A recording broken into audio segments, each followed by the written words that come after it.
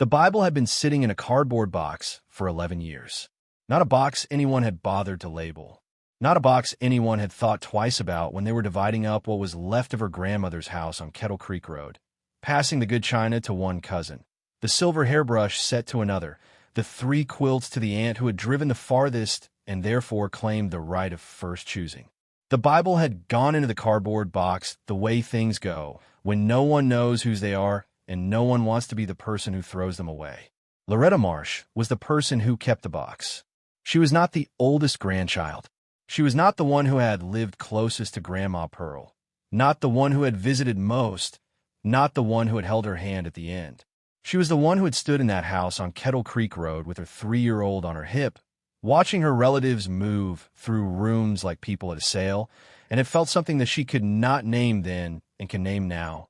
The particular grief of watching a life get sorted into piles. She had taken a box because the box was left. She had driven it home to Harlan County, Kentucky, and she had put in her spare bedroom, and she had told herself she would go through it properly when things settled down. Things never settled down. That is one of the first facts of being a grown woman with children and a job and a house that requires constant small repairs and a husband who meant well and then did not. By the time Loretta opened the box, 11 years had passed and her husband was gone. Not to death, but to a woman in Corbin he had met at a work conference. And her youngest had finished high school and moved to Lexington, and the house that had required constant small repairs had finally required one large one that Loretta could not afford. And the bank had sent the second notice. And the second notice had the kind of language in it that makes your hands go cold. She opened the box looking for something to hold on to. If you're enjoying this story so far, don't forget to hit the like button and subscribe. Drop a comment telling me where in the world you're watching from. I love hearing from you.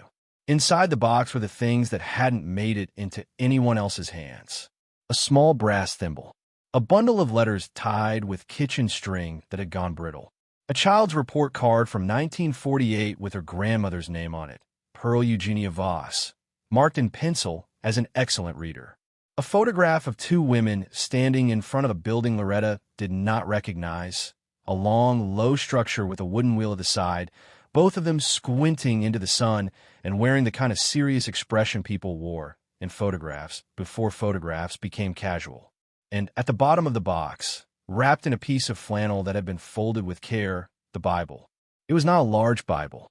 It was the kind that women of that generation carried to church, small enough to tuck under an arm, covered in black cloth that had worn soft at the corners. The gold lettering on the spine had faded to near nothing.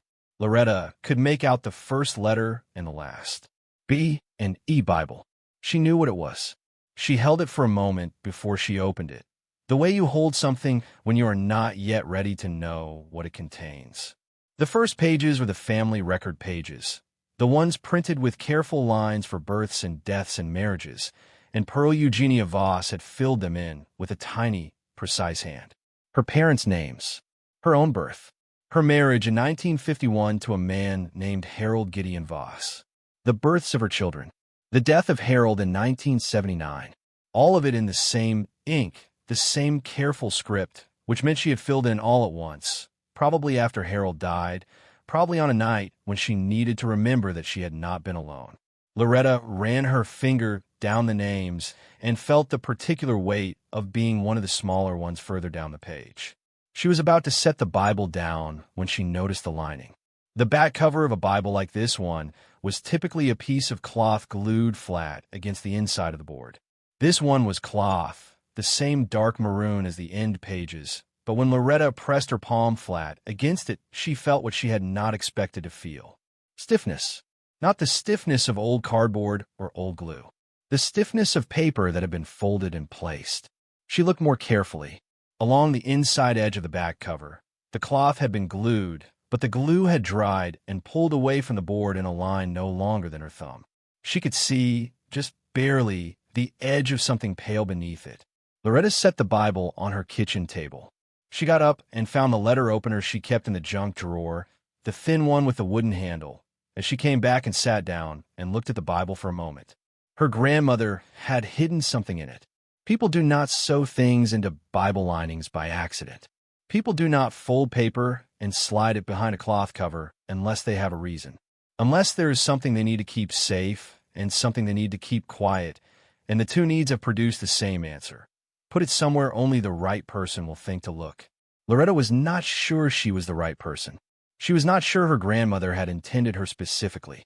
But she was the person sitting at the kitchen table with the letter opener in her hand and the second notice from the bank on the counter behind her, and she was 53 years old, and her grandmother was gone, and there was no one else to ask. She worked the letter opener along the edge of the back cover, gently, the way you pull a splinter, slow enough not to cause damage. The cloth peeled away from the board in a single piece. What slid out onto her kitchen table was a folded piece of paper and a photograph. The paper was old.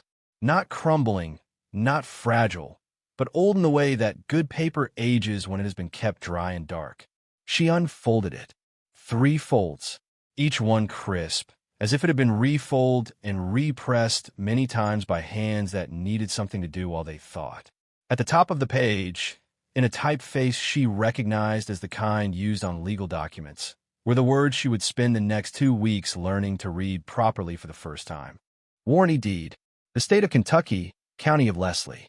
Know all men by these presents, that I, Elton R. Voss, of Leslie County, Kentucky, for and in consideration of the sum of $1 and other good and valuable consideration, the receipt whereof is hereby acknowledged, do hereby grant, bargain, sell, and convey unto Pearl Eugenia Voss, sole and absolute owner, the following described tract or parcel of land situated in Leslie County, Kentucky, to wit, beginning at a white oak on the bank of Carr Creek, thence north 42 degrees, east 330 feet, to an iron pin, thence east 220 feet to a stone corner, thence south 42 degrees, west 330 feet to the bank of Carr Creek, thence with the meanders of said creek to the point of beginning, containing 167 acres, more or less, together with all improvements thereon, including the grist mill structure and all appurtenances thereunto belonging. This deed is executed this 14th day of March, 1949, and is intended to convey to the said Pearl Eugenia Voss the above described property in fee simple, to have and to hold forever, free and clear of all encumbrances. Signed, Elton R. Voss. Below the signature, a notary seal, the impression pressed hard enough into the paper that Loretta could still feel it raised under her fingertips 66 years later. She read it twice. Then she picked up the photograph. The 2 women in the photograph. The building with the wooden wheel. She understood now what the building was. The building was a mill. Loretta Marsh had not set out to become a woman who spent her mornings in county courthouses and her evenings reading documents she had downloaded from the Kentucky State Archives website on her laptop at the kitchen table. She had set out 11 years ago to be a woman whose life had settled down. But here she was 11 years later, with a deed in her hand and a second notice on the counter and a grandmother she had not known well enough, and the particular stubbornness of a woman who has run out of other options. She sat at that kitchen table for a long time before she did anything at all. Long enough for the coffee to go cold and the afternoon light to shift across the floor and the feeling in her chest to change from something that felt like hope into something that felt more like fear. Because hope, when you have not had much of it, has an edge to it. You are afraid of it the way you are afraid of a step you are not sure will hold your weight. She thought about calling her cousin Beverly. Beverly was older, had known Pearl longer, might have heard something about a mill on Carr Creek. But Beverly was also the one who had taken the china without asking and who had said, at the funeral, that Loretta had always been Pearl's favorite in a tone that made the facts sound like a grievance. She did not call Beverly. She thought about calling Marcus in Lexington. But Marcus was 23 and working 2 jobs, and she had not called him with problems since his father left because she had decided, in a way that mothers decide things, that his youth was not a resource she was entitled to draw down. She called no one. She sat with the deed and the photograph, and she talked to no one about it for 3 days, which is how long it took her to be sure enough of herself to say the words out loud to another person. In those 3 days, she read everything she could find. She read about deed recording in Kentucky. She read about intestate succession.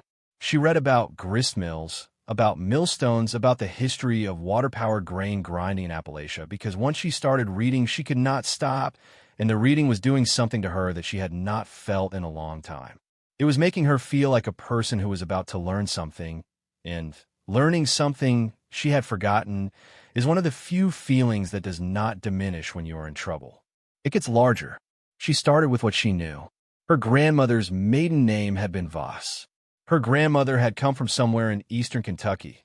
Leslie County, she had said once or twice, and Loretta had filed that away the way you file away details about older relatives, meaning to ask more later and never asking. The man who had signed the deed was Elton R. Voss. A father, maybe. An uncle. Someone who had given Pearl a piece of land in 1949 and had wanted that gift to be recorded and permanent. The grist mill structure, and all appurtenances thereunto belonging. Loretta looked up the word appurtenances on her phone. It meant everything that goes with it. The water rights, the equipment, the approach road. Everything that belonged to the mill belonged in the deed. She looked at the deed again, at Elton R. Voss's signature, at the date, March 14th, 1949. Pearl would have been 23 years old.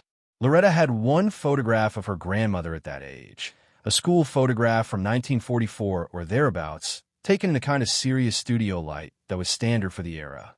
Pearl's expression in that photograph was not the expression of a girl. It was the expression of a woman who had already decided several things and was not looking for input. That expression had been the same at 81, right up until the end. Whatever had passed between Elton Voss and his daughter in 1949, whatever conversation had led to the deed, to the recording, to the careful folding and the flannel and the Bible lining, Pearl had understood its importance. She had understood it at 23, young enough that most people would not have trusted her with it, and she had carried that understanding for 60 years without telling anyone. Or maybe she had told one person. Maybe she had stood in front of that mill with her mother beside her, both of them squinting into the sun, and the photograph was the moment after she had said, "I have the deed, Mama. I have it recorded. It's ours, and it will stay ours." Loretta did not know. She would never know. But she thought about it every time she looked at the photograph, which was often. She looked up grist mills in Leslie County, Kentucky. There were not many results. There was a Historical Society article that mentioned 3 mills that had operated on Carr Creek in the first half of the 20th century. One had burned.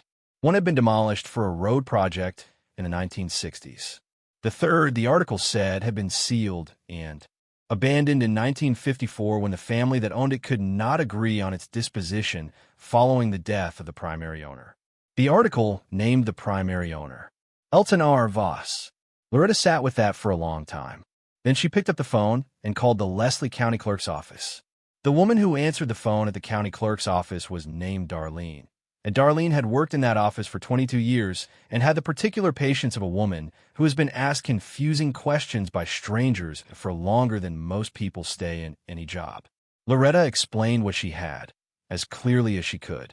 A deed from 1949, a piece of property in Leslie County, a grist mill on Carr Creek. She needed to know if the deed had been recorded and what the current status of the property was. Darlene took down the information and said she would call back. She called back the next morning. "Mrs. Marsh," she said, in the careful voice of a woman who has discovered something and is not sure how to deliver it. "I looked up the deed records for the parcel you described. The 1949 deed from Elton Voss to Pearl Eugenia Voss was recorded with this office on March 21st, 1949. It is in the deed book." She paused. "What's interesting is what happened after that." "Tell me," Loretta said. "When Mr. Voss died in 1954, there was a dispute among the remaining family about the mill property. There are records here of a claim filed by 2 of his sons, Harlan Voss and Curtis Voss, asserting that the mill belonged to the estate and should be distributed accordingly. But the claim was never resolved. The case sat in the circuit court for 8 years and was eventually dismissed for inactivity in 1962. Because the deed was already recorded, Loretta said. Yes, the deed to Pearl Eugenia Voss was already recorded in 1949, 5 years before Mr. Voss died. That transfer had already happened. Whatever the estate dispute was about, it couldn't undo a recorded deed. Another pause. The property has been paying county property taxes since 1954 out of a trust account that appears to have been set up by Pearl Eugenia Voss before her death. The taxes are current. Loretta gripped the phone. "Who's been paying them?" she said. "The trust account," Darlene said. "It appears your grandmother set up an account with a local bank before she died that has been drawing down to cover the annual tax bill. It's almost empty now, but the taxes are current through this year. And the property is listed in the county records as owned by the estate of Pearl Eugenia Voss, pending determination of heirs." Loretta looked at the deed on the kitchen table. Then she looked at the second notice from the bank. "I'm her granddaughter," she said. "If you're hooked on this story, make sure to subscribe and turn on notifications so you never miss an upload. Your support means everything and helps me bring you more emotional stories like this one." The drive from Harlan County to Leslie County took Loretta an hour and 40 minutes on roads that wound through the kind of mountain terrain that makes you understand, in a way no flatland map can convey, why people in eastern Kentucky stayed where they were for generations. The hills pressed in on both sides of the highway, and the creeks ran alongside the road, and every few miles there was a hollow with a name and a community that had been there longer than the county lines. She had called ahead to a woman named Patrice Odom, a local title examiner whose name the county clerk's office had given her when she explained what she was dealing with. Patrice Odom ran a one-woman title search operation out of a small office above a tax preparation service in Hyden, and she had been examining title chains in Leslie County for 31 years. When Loretta arrived and spread the deed and the photograph on Patrice's desk, Patrice picked up the deed, read it once, and set it down with the flat, professional calm of a woman who does not allow her face to give things away until she is ready. "I know this property," she said. Loretta waited. "The Voss Mill on Carr Fork. It's been sitting sealed since 1954. The family couldn't agree on what to do with it. There were two of Elton's sons who wanted to sell it and a daughter who wanted to keep it. And then there was the question of whether the deed to Pearl was valid, which it was, but the sons didn't want to accept that." She tapped the deed with one finger. "Recorded March 21st, 1949. I've seen it in the book. Never thought about who Pearl Voss's heirs were." "She was my grandmother," Loretta said. "Do you have documentation?" "I have her Bible with the family record pages. I have her death certificate. I have my mother's birth certificate showing Pearl as mother.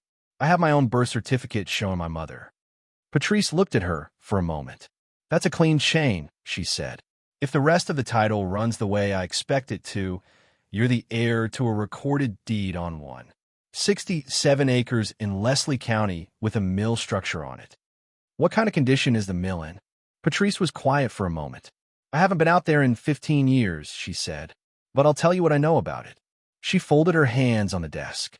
The Voss Mill was a stone-ground grist mill, built around 1908, if I recall correctly. Stone foundation, wooden superstructure over it. The millstones are still inside it. They were too heavy to move when the family sealed the place up, and nobody had the will to dismantle them. They're still there, far as anyone knows.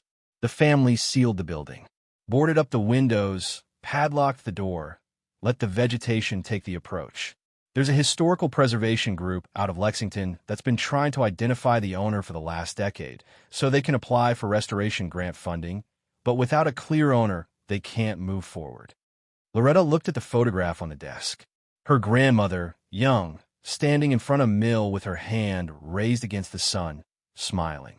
She had known. She had known what she was handing down. She had just not known to whom or how long it would take to be claimed. The title examination took 2 weeks.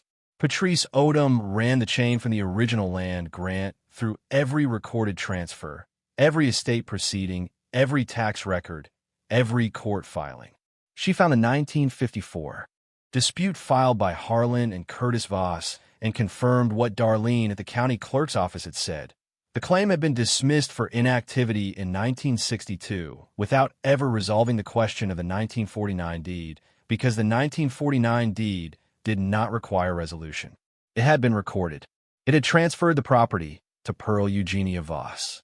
The son's claim had been based on the argument that Elton Voss had lacked capacity when he signed the deed, but they had never been able to produce a physician's statement or any other evidence to support that argument, and the case had simply sat until the court dismissed it.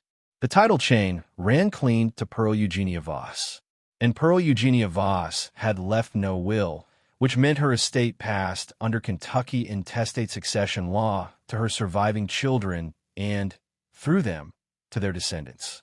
Loretta's mother had been Pearl's only surviving child at the time of her death.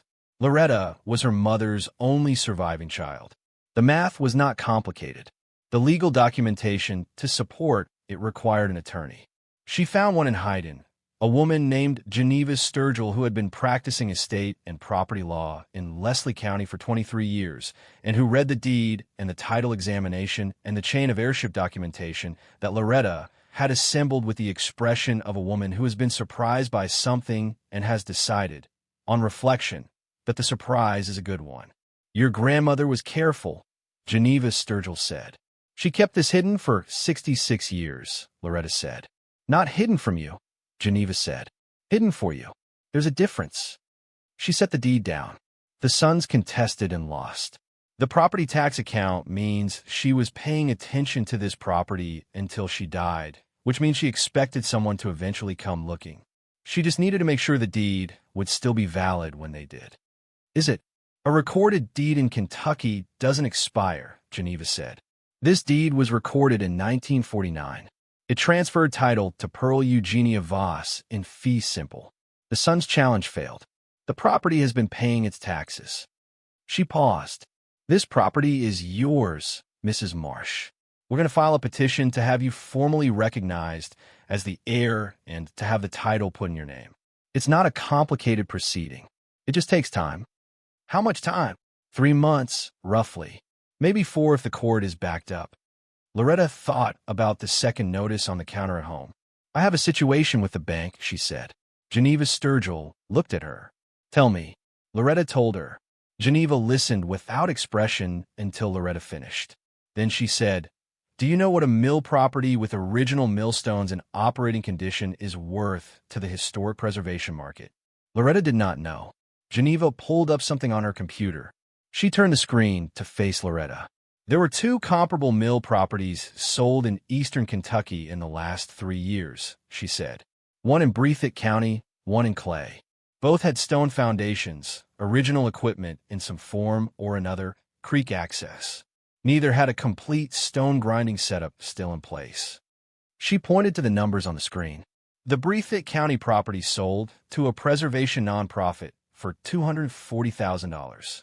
The Clay County property went to a private buyer for $310,000. The room was very quiet. "The Voss Mill," Geneva said, "has its original millstones. It has creek frontage.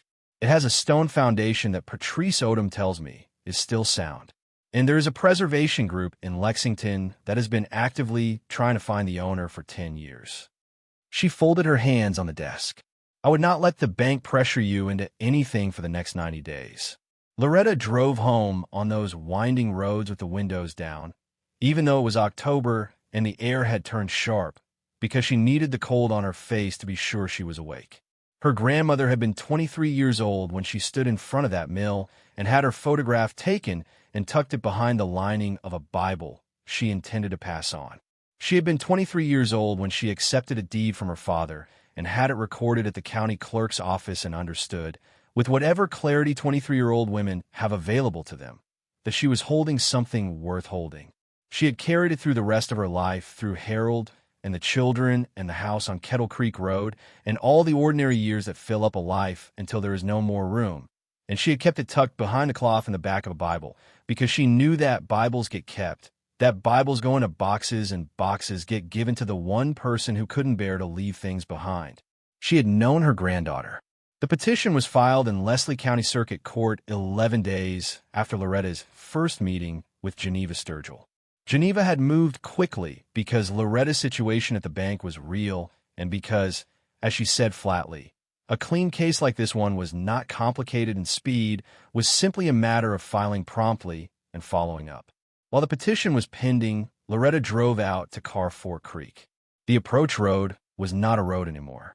It was a suggestion of a road, 2 tire track furrows through 20 years of vegetation, ash and sumac, and wild rows pressing in from both sides until the lane was barely wide enough for her truck. She drove slowly, branches scraping the sides, and then she came around a bend, and there it was. The mill was not beautiful, not in any way that would make a stranger stop. It was a long, low building of stacked stone and weathered wood, the kind of structure that looks as if it grew out of the hillside rather than being built against it. The wooden wheel on the creek side was still in place, the paddles rotted to remnants, the frame intact. A cascade of ivy had come up and over the back wall and was working its way across the roof. The windows had been boarded with planks that had warped and pulled away from their nails. The door was padlocked with a chain that had rusted to a dark red. Loretta stood in front of it for a long time. She had not told Geneva Sturgill she was coming. She had not told anyone. She had gotten in the truck on a Tuesday afternoon and driven the roads to Leslie County alone, the way she had opened the Bible alone, the way she had made every important decision in her life alone since she was old enough to understand that alone was not a failure, but a method. The creek ran alongside the building with the particular sound of water over stone, the sound that had not changed in 100 years and would not change in the next 100. The trees on the far bank were at full October color, orange and gold against the sky that had gone the pale blue of late afternoon. A heron stood motionless in the shallows upstream. She put her hand on the stone wall. The stone was cold and solid, and it had been there since 1908, and it was not going anywhere. She stood like that for a while, palm flat against the stone, and she let herself feel what she had been keeping at arm's length since the morning she had pried the cloth from the back cover of the Bible. Not the relief of the deed, not the calculation of value, not the 3 days of research and the phone call to Darlene and the drive to Patrice Odom's office. The feeling underneath all of that. Her grandmother had thought of her. Not by name, maybe. Not with certainty about which grandchild would open the box, or find the Bible, or press a palm against the back cover and notice the stiffness. But she had thought of the person who would be careful enough to find it, patient enough to understand it, stubborn enough to act on it. She had built the hiding place for a specific kind of person, and then she had lived her life and trusted that the specific kind of person would arrive. Loretta pressed her forehead against the stone the way she had pressed it against the cold window of the bus in the story she had been half told, the way you press yourself against something solid when you need to be sure you are real. The stone held. Her grandmother had known it would. The formal recognition of Loretta Marsh as the heir to the property of Pearl Eugenia Voss was granted by the Leslie County Circuit Court on a Tuesday in January, 91 days after the petition was filed. The title was transferred by court order to Loretta Marsh of Harlan County, Kentucky, in fee simple, free, and clear of all claims. Geneva Sturgill called her with the news at 8:15 in the morning, before the courthouse had finished opening, because she had been waiting for it. Loretta was standing in her kitchen when the call came. The second notice from the bank was still on the counter, joined now by a third. She looked at it while Geneva read her the operative language of the court order. "Congratulations, Mrs. Marsh," Geneva said when she finished. "Thank you," Loretta said. "Now what?" "Now you call the preservation group in Lexington," Geneva said. "I took the liberty of reaching out to them last month. Informally, just to let them know that a petition had been filed and that there was a possibility of the ownership question being resolved. They were, to put it plainly, extremely interested. The preservation group was called the Kentucky Mill Heritage Trust, and the woman who led it was named Adeline Carver. And when Loretta called her that same Tuesday morning, Adeline picked up on the first ring in the voice of a woman who had been expecting this particular call for some time. "We've been trying to find the owner of that property for 11 years, Adeline said. "My grandmother owned it," Loretta said. "She just kept it to herself." There was a brief, warm pause. She sounded like a very wise woman. The Heritage Trust had a standing restoration fund and a list of donors who contributed specifically for the preservation of working historic mills in eastern Kentucky. They had been holding money for the Voss Mill in a reserve account for 8 years on the off chance that the ownership question would be resolved and they would be in a position to move quickly. Adeline Carver explained all of this with the careful, specific language of a woman who has been planning for something for a long time and is finally, disbelievingly, being given the chance to do it. The offer they made was a conservation easement purchase combined with a restoration partnership. The trust would purchase the development rights to the property, which meant the mill could never be demolished or significantly altered, and in exchange they would fund the full restoration of the structure and its equipment and open it to the public as a working heritage mill. Loretta would retain ownership of the land and the building. She would receive the easement payment. The easement payment was $280,000. Geneva Sturgill, who had reviewed the offer before it came to Loretta, called it fair, reasonable, and in the upper range of what comparable easements had brought in the region. Loretta signed the agreement on a Friday afternoon in Geneva Sturgill's office, with Adeline Carver present from the Heritage Trust, and the notary's seal pressed into the paper made a sound not unlike the sound of a Bible being closed. She drove to the bank that same afternoon and paid off the mortgage in full. The woman at the bank teller's window was someone Loretta had seen in that window every time she had come in to make a payment for 14 years. She processed the payoff with professional efficiency and then looked up and said, "Mrs. Marsh, is everything all right?" "Yes," Loretta said. "It is. There are people who need to be told, and there are people who find out," and Loretta Marsh had learned by the time spring came that these are not always the people you would expect to fall into each category. Her cousin Beverly, the one who had taken the good china, found out through the family network, which in a family like theirs is faster and more thorough than any news service. Beverly called on a Saturday morning in February with a warmth in her voice that had not been present in the last several conversations they had had, and she said how wonderful, and she said she had always been so fond of Grandma Pearl, and she said she hoped Loretta was doing well. Loretta listened. Then she said, kindly and without sharpness, that she was doing well, and she thanked Beverly for calling, and she let the conversation close the way conversations close when there's nothing more that needs to be said. Her ex-husband, who had heard through the children, sent a text message. It said, simply, "Wow, good for you." She did not reply to that one. Her youngest, Marcus, drove up from Lexington on a weekend in March to see the mill. He stood next to her on the bank of Carr Fork Creek and watched the Heritage Trust restoration crew working on the wheel, the new paddles fitted to the original frame by craftsmen who had driven from 3 counties away because there were not many people left who knew how to do this work. "Grandma Pearl hid this in her Bible," he said, "in the lining, under the back cover." He was quiet for a moment. "And you found it." "I opened the box," Loretta said. She put the Bible in the box, and the Bible was in the box for 11 years, and I opened it looking for something to hold on to. She knew you would. Loretta looked at the mill. The stone walls were being repointed by a mason named Raymond who worked with a patience that reminded her of something she could not quite name until she placed it.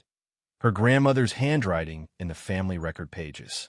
The same careful, certain attention to what was permanent. "I think she knew," Loretta said. "I think she knew the right person would find it when the right person needed it." The Voss Mill opened to the public in August, restored to operating condition, the millstones turning for the first time since 1954 on the power of Carr Fork Creek. A small brass plaque beside the door read, in letters pressed into the metal with the same permanence of a notary seal, "Built 1908. Restored 2025. In memory of Pearl Eugenia Voss, who kept what was worth keeping." Adeline Carver gave a short speech at the opening. She talked about the number of working mills that had been lost in Kentucky, about what it meant to preserve one, about the particular kind of stewardship that kept something alive across decades until someone had the chance to restore it. She talked about Elton Voss, who had built the mill and wanted it to stay in the family. She talked about Pearl, who had made sure it did. She did not talk about the Bible, because Loretta had asked her not to. That part was between Loretta and her grandmother. After the ceremony, after the crowd had thinned and the Heritage Trust people were packing up the folding chairs, Loretta walked into the mill by herself. The millstones had been stopped for the day, the water diverted back around the wheel, and the building was quiet the way old structures are quiet, holding the accumulated silence of all the years they have been standing. She stood in the center of the main floor and looked at the millstones.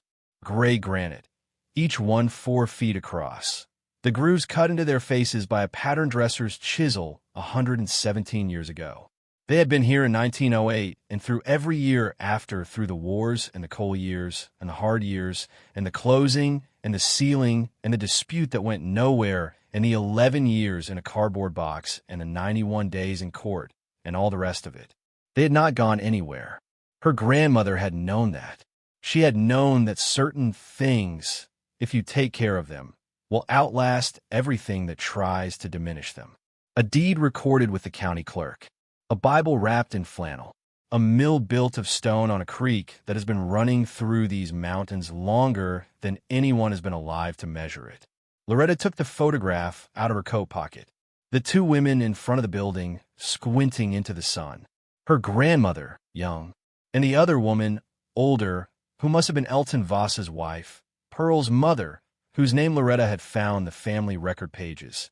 Esther May Voss, born 1895, died 1961. 3 generations of women who knew what was worth holding. She tucked the photograph back in her coat, the way her grandmother had tucked the deed behind the Bible's lining. Carefully, knowing that someone would find it. Then she walked back out into the August afternoon, into the sound of Carr Creek running over its stones, into a day that was hers in the way a day is yours when the thing you were afraid of losing is not lost. The Bible was on her kitchen windowsill at home. She had framed the deed and hung it in her hallway. The flannel it had been wrapped in she kept in the drawer with her mother's things. Some things you keep because they are worth money. Some things you keep because they are worth keeping. And some things you keep because your grandmother, who loved you well enough to hide the right paper in the right place and trust that you were the kind of person who opens boxes, kept them for you first.